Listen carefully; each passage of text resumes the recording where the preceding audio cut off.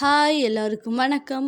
இன்றைக்கி நம்ம என்ன பார்க்க போகிறோம்னா, எப்போதுமே எனக்கு தெரிஞ்ச டிஷ்ஷு இல்லை இதுக்கு முன்னாடியே நான் ட்ரை பண்ண டிஷ்ஷை தான் வீடியோவாக எடுத்து போட்டிருக்கேன். இப்போ புதுசாக யூடியூப்லேருந்து பார்த்து எது ஈஸியாக இருக்குதோ, ஃபஸ்ட் டைம் நான் ட்ரை பண்ண டிஷ்ஷெல்லாம் வாங்க ட்ரை பண்ணலாம் அப்படின்னு சொல்லிட்டு ஒரு சீரீஸ் ரெடி பண்ணி அதை உங்களுக்கு நான் செஞ்சு காமிக்க போகிறேன். அதுக்கு நான் ஃபஸ்ட்டு ட்ரை பண்ண டிஷ்ஷு தான் இந்த டிஷ்ஷு முட்டை தொக்கு.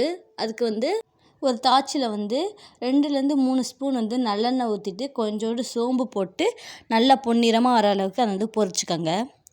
இது கூட ஒரே ஒரு பெரிய வெங்காயம் அல்லது 2 மீடியம் சைஸ் வெங்காயம் குட்டி குட்டியாக கட் பண்ணி சேர்த்துக்கோங்க. இந்த வெங்காயத்தை நல்லா எண்ணெயிலேயே பொன்னிறமாக வதக்கிக்கோங்க. வெங்காயம் வதங்குற கேப்பில் ஒரு பேஸ்ட்டு நம்ம ரெடி பண்ணிக்கலாம். ஒரு மிக்ஸி ஜாரில் 2 பச்சை மிளகா சேர்த்துக்கணும். நான் 2 பேர்த்துக்குள்ள குவான்டிட்டி மட்டும் சொல்கிறேன். 2 பச்சை மிளகா, கொஞ்சோண்டு கொத்தமல்லி, ஒரு 10-15 பூண்டு பல், அப்புறம் 2 தக்காளி, மீடியம் சைஸ் தக்காளினா 2 இல்லை பெருசுனா 1 சேர்த்துக்கோங்க. அது கூட நல்லா கிரேவி திக்காக வரக்காக 2 முந்திரி பருப்பு, அப்படி முந்திரி பருப்பு இல்லாட்டி கசகசா கொஞ்சம் சேர்த்துக்கோங்க. இதெல்லாம் மிக்ஸி ஜாரில் போட்டு நல்லா பேஸ்ட்டாக அரைச்சிக்கோங்க. தண்ணி ஊற்ற வேணாம், தக்காளியில் உள்ள தண்ணியே நல்லா பேஸ்ட்டாக அரைஞ்சிரும். இப்போ வெங்காயம் வதங்கிருச்சு. இந்த வெங்காயத்தில் நம்ம அரைச்சி வச்ச பேஸ்ட்டை போட்டுக்கலாம். பேஸ்ட்டை போட்டுட்டு அந்த மிக்சியில் உள்ள எக்ஸஸ் எல்லாம் தண்ணி ஊற்றி கழுவி திரும்ப அதில் சேர்த்துக்கோங்க. இப்போ அந்த பேஸ்ட் ஓரளவுக்கு திக்காக இருக்கும். இதில் நம்ம மசாலாலாம் போட்டுக்கலாம். 1 ஸ்பூன் அளவுக்கு மிளகாத்தூள், கொஞ்சோண்டு உப்பு, ஏன் கொஞ்சமானா முட்டையில் நம்ம உப்பு சேர்த்து வதக்கணும், அதுக்காக கொஞ்சமாக உப்பு, 1/4 ஸ்பூன் கரம் மசாலா. இதில் என்ன டிஷ்ஷு நம்ம புதுசாக ட்ரை பண்ணாலும் அதில் நம்மளோட டச்சுன்னு ஒன்று இருக்கணும். அந்த நம்மளோட டச்சு தான் இந்த சிக்கன் மசாலா. இந்த சிக்கன் மசாலா போட்டால் நல்லாயிருக்கும்னு எனக்கு தோணுச்சு. அதனால் வீட்டில் இருந்தனால அந்த சிக்கன் மசாலாவும் ஒரு பெரிய ஸ்பூன் அளவுக்கு போட்டு நல்லா மிக்ஸ் பண்ணிட்டேன். இந்த கிரேவியில் உள்ள எல்லாமே பச்சையாக இருக்குது. வெங்காயத்தை தவிர மித்த எல்லாமே பச்சையாக நம்ம சேர்த்துருக்கோம். அதனால அந்த பச்சை வாடை முழுக்க முழுக்க போகணும். அதுக்காக 1.5 டம்ளர் அளவுக்கு தண்ணி ஊற்றி நல்லா தளன்னு கொதிக்க விடணும். ஏன்னா பச்சை வாடை இருந்தால் நல்லாவே இருக்காது இந்த கிரேவி. அதனால நல்லா கொதிக்க விடுங்க. அப்போ தான் அந்த பச்சை வாடையெல்லாம் போய் சூப்பராக இருக்கும் கிரேவி. ஃபஸ்ட்டு நம்ம 1.5 டம்ளர் தண்ணி ஊற்றிட்டு நல்லா தளன்னு கொதிக்க வச்சுட்டு ஒரு மீடியம் சைஸில் வச்சோம்னா கொதியும். அந்த கிரேவி கொதிகிற அளவுக்கு அந்த ஃப்ளேம் இருந்தால் போதும். அதுக்கு மேலே இல்லாமல் கொதிகிற அளவுக்கு அந்த ஃப்ளேமை வச்சுட்டு மூடி போட்டு நல்லா வற்ற விட்டுருங்க. இந்த மாதிரி எண்ணெய் பிரிஞ்சு வரும். எண்ணெய் பிரிஞ்சு வர அளவுக்கு கிரேவியை நல்லா வற்ற விட்டுருங்க. இப்போ பச்சை வடையெல்லாம் ஓரளவுக்கு இந்த கிரேவிலேருந்து போயிருக்கும். இது கொதிஞ்சுக்கிற கேப்பில் 3 முட்டை வேக வச்சு அந்த ஓடெல்லாம் உரிச்சிட்டு நம்ம ஒரு தோசைக்கல்ல உப்பு, கொஞ்சம் மிளகாத்தூள் சேர்த்து நல்லா மிக்ஸ் பண்ணிவிட்டு உடச்ச முட்டையை 2ஆக கட் பண்ணிக்கோங்க. இல்லாட்டி முழு முட்டையை கூட சைடில் குட்டி குட்டியாக கட் பண்ணி தாச்சியில் கூட வதக்கிக்கலாம்.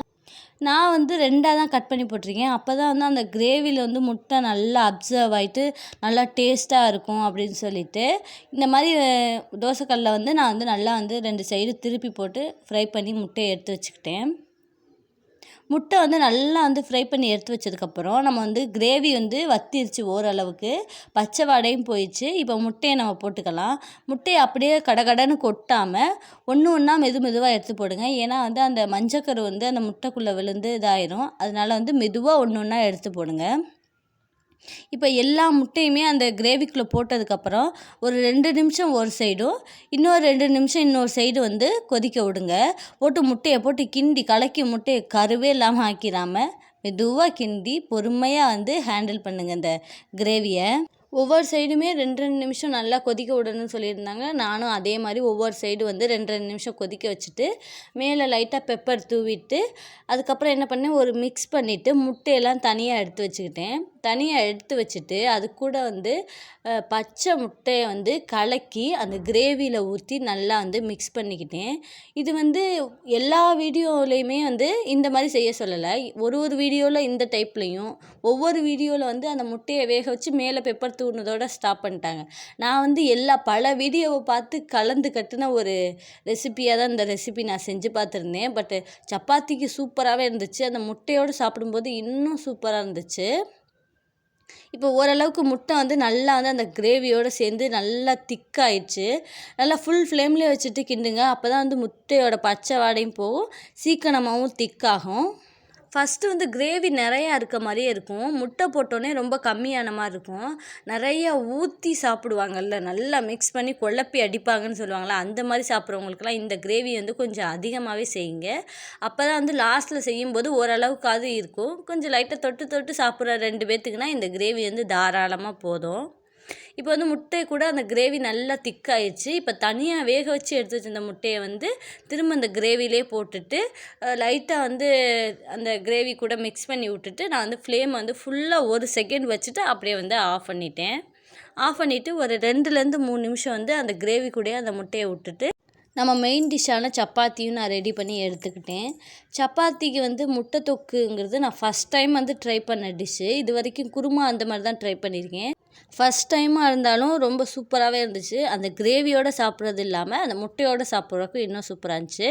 கண்டிப்பாக செஞ்சு பார்க்கணும் இந்த டிஷ்ஷு நீங்கள் எல்லாருமே. டேஸ்ட்டாகவும் இருக்கும், ஒரு டிஃப்ரெண்ட்டாக நம்ம வந்து சாப்பிட்ட மாதிரி இருக்கும். ட்ரை பண்ணி பார்த்துட்டு கமெண்ட் பண்ணுங்கள். தேங்க்யூ ஸோ மச் ஃபார் வாட்சிங். பாய்.